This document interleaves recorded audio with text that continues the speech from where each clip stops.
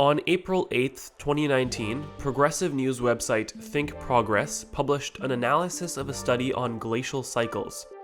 The article was titled, "Last time CO2 levels were this high, sea levels were 60 feet higher, and Antarctica had trees."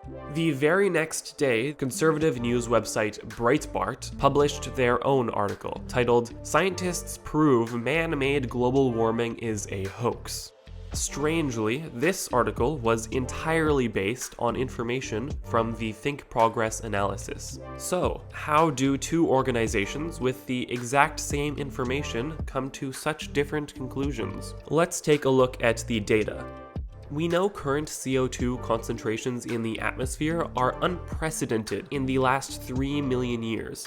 The study's author commented, "Our results imply a strong sensitivity of the Earth system to relatively small variations in atmospheric CO2. So when CO2 concentrations change, the climate follows." Think Progress reported this, and Breitbart quoted them.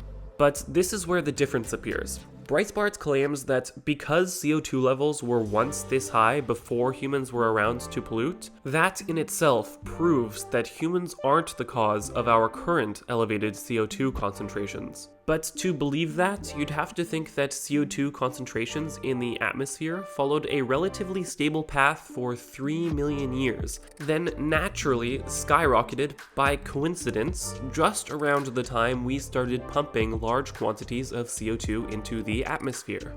Breitbart also responds to the assessment that action to combat climate change will have a positive effect on our future. Quote, "No, actually, what this study proves is that there is nothing we can do to stop the Earth's naturally occurring climate cycles."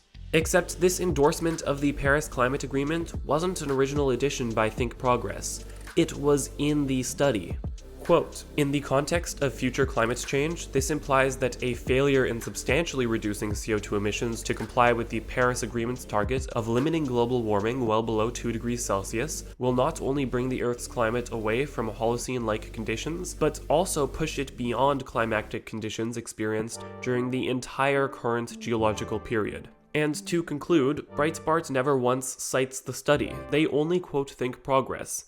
It's entirely likely that they didn't even read the study they're reporting on.